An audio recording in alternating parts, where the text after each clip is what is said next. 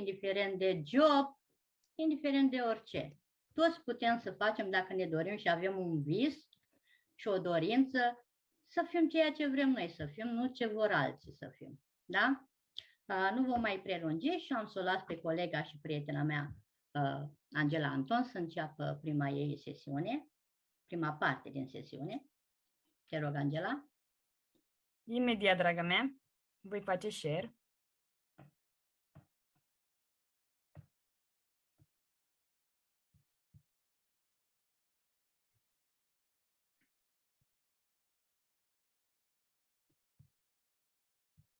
Este ok? Se vede, Miha? Da, da, poți să încep? Se vede și se aude, da? Da, da. Bun. Deci, astă seară este despre pasiune.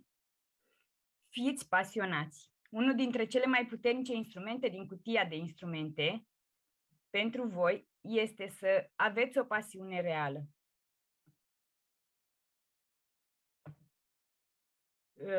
Adică, cum să procedați voi astfel încât să reușiți în obiectivul dumneavoastră.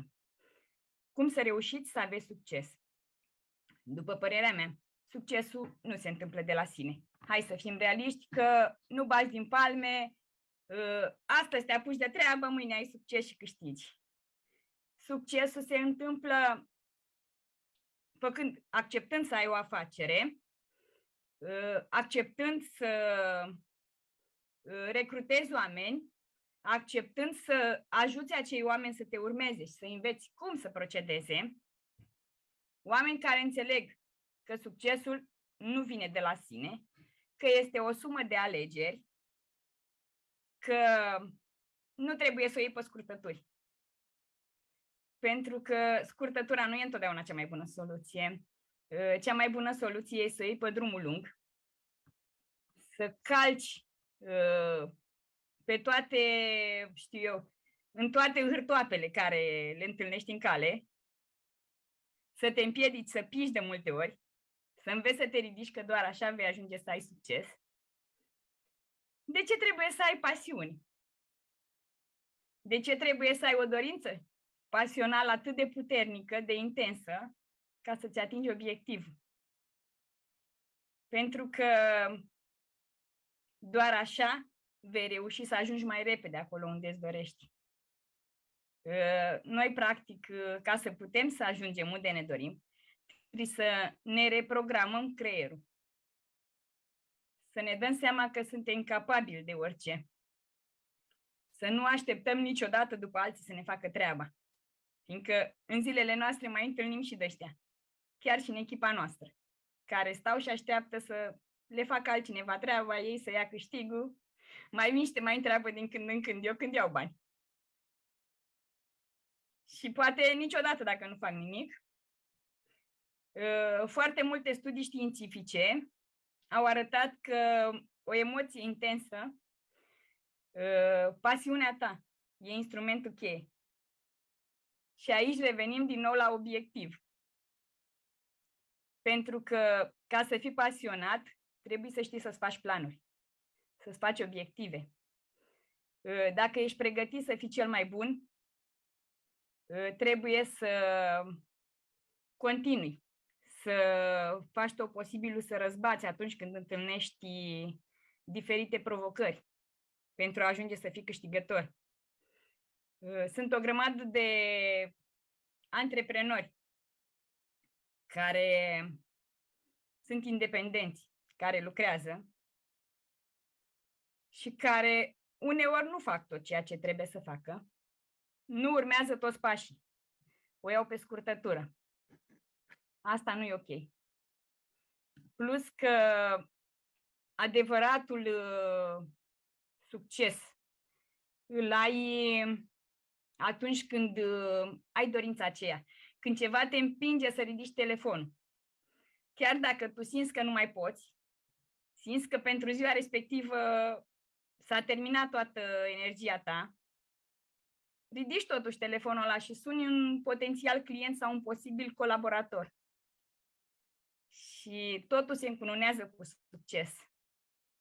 Chiar dacă în acel moment ești pe punctul de a renunța, realizezi că aia e motivația ta, ăla e de ceul tău.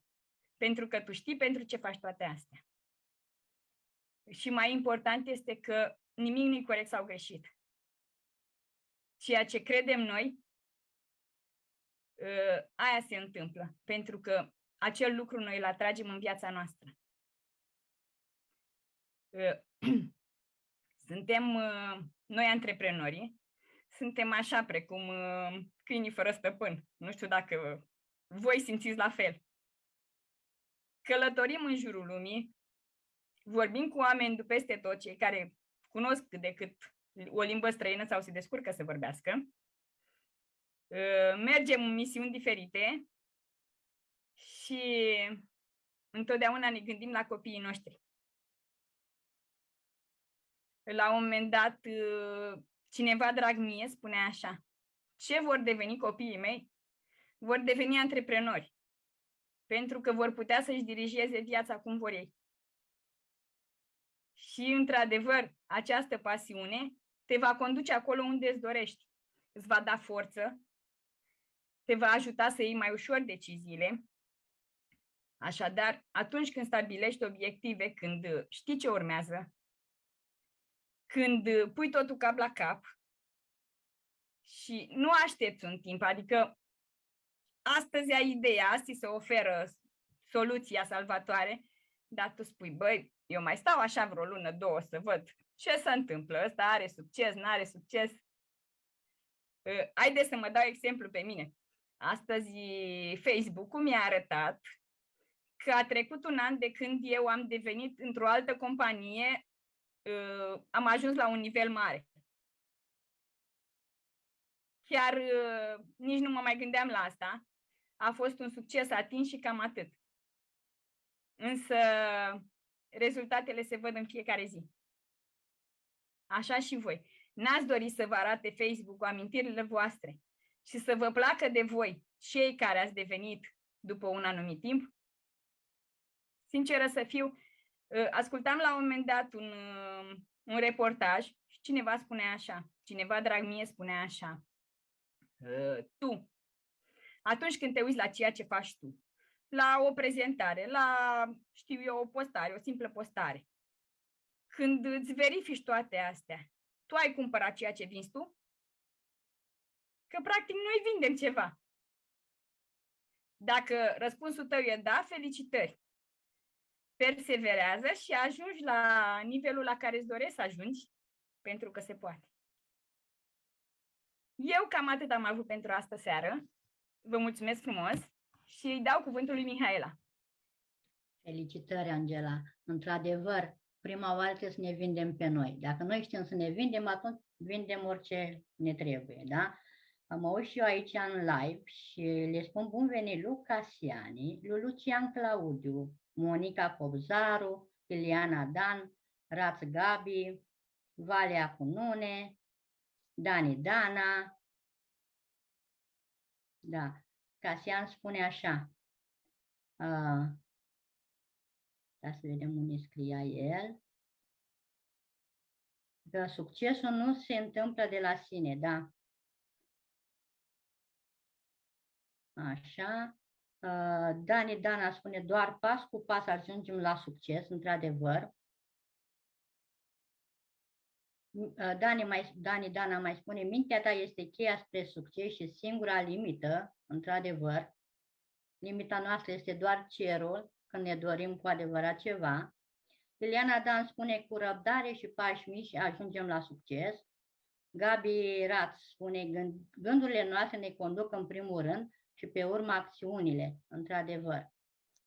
Super tare, frumos, felicitări, Angela, mi-a plăcut foarte tare. Acum voi face eu un share screen. Și începem partea a doua a sesiunii. Mulțumesc frumos, dar abia aștept să te ascult. Da. Deci, uitați ce frumos sună. Libertate financiară la orice vârstă. 7 abilități care îți pot garanta succesul în network marketing. Ia să vedem despre ce este vorba. Uneori mă simt foarte motivată, plină de inspirație și influențată de cărțile pe care le-am citit și persoanele pe care le-am ascultat. Cine ghidează? Dacă ești deja într-o afacere de network marketing, uneori poate ți este greu să vezi pădurea din cauza copacilor. Este ușor să-ți pierzi încrederea în tine. Am văzut network marketeri care s-au lansat cu viteza unei rachete, ajungând în vârf. Oare ce îi motivează? Ce îi motivează pe cei 1% care ajung în vârfurile topurilor? Există mai multe surse care ne pot motiva, dar sunt două lucruri care nu se schimbă niciodată. Trebuie să știi de ce faci ceea ce faci și ce calități sunt necesare pentru a obține rezultatul dorit. Găsește o modalitate de a-i întări această motivație și răspundește-o și altora. Cei 7 pași necesari pentru a reuși. Hai să vedem. Primul pas. Găsirea de prospecți. Prima întrebare care ne vine în minte în momentul respectiv este: cunosc pe cineva? Trebuie să faci o listă cu persoane pe care le cunoști și depășești cu ușurință acest pas. 2. Invitația.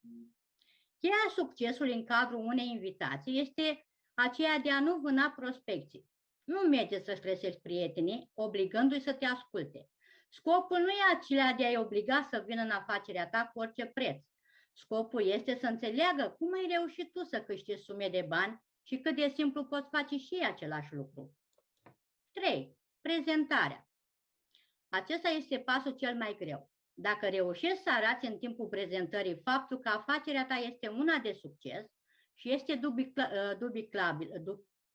duplicabilă, poți considera că prezentarea a fost una reușită și îți vei atinge obiectivele pe care ți le-ai propus. 4. Follow-up. Există câteva concepte de follow-up pe care trebuie să le urmărești în permanență. Conceptul 1. Fă tot timpul ceea ce spui că faci.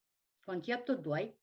Tot timpul să ai pregătit o prezentare viitoare. Conceptul 3. Trebuie să ai în vedere faptul că o persoană trebuie să participe la 4-6 expuneri pentru a se alătura afacerii tale. Conceptul 4. Concentrează prezentările pe elementele importante. Nu te pierde în amănunte. 5. Ajută-ți prospecții să devină clienți sau distribuitori. Un lucru esențial este să poți răspunde la toate întrebările și nedumerile pe care le au prospecții tăi. 6. Ajută distribuitorii să înceapă efectiv activitatea. Validează decizia noului distribuitor pe care l-ai în echipa ta. Explică cum ai început și tu afacerea. Ajută noul tău distribuitor să facă un plan de succes. Oferă-i sarcini specifice. 7. Promovarea evenimentelor. Toate evenimentele organizate de companie trebuie promovate, în special noilor veniți în echipa ta. Puterea evenimentelor este dată de faptul că noii tăi distribuitori au posibilitatea să vadă zeci sau sute de oameni care au reușit la această afacere, lucru care îi vor motiva foarte puternic. Abilitățile necesare pentru a reuși nu sunt ceva foarte greu de asimilat. Cu toate acestea, nu toți cei care încep o afacere și reușesc până la final. Fii unul dintre cei care reușesc. Foarte frumoase îndemnuri, da? Și dacă noi le urmăm și le punem în practică, deci nimic nu ne stă în cale pentru a reuși.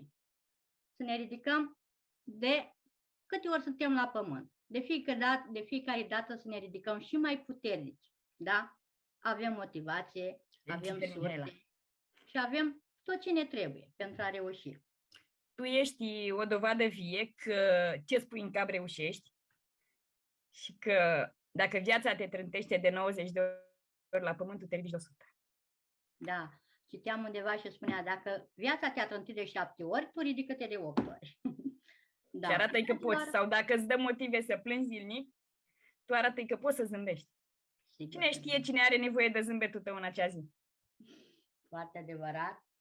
Dragilor, dacă v-a plăcut ceea ce noi am prezentat în seara aceasta, vă așteptăm cu drag și vinerea viitoare la ora 20. Și haideți împreună să ne ridicăm, să învățăm și să devenim ceea ce ne dorim. Pentru că putem. Oricine poate. doar să avem ambiție și perseverență. Seară frumoasă vă dorim! Seară frumoasă și din partea mea și mulțumim frumos tuturor celor care ați fost alături de noi sau care ne veți vedea după aceea. La revedere!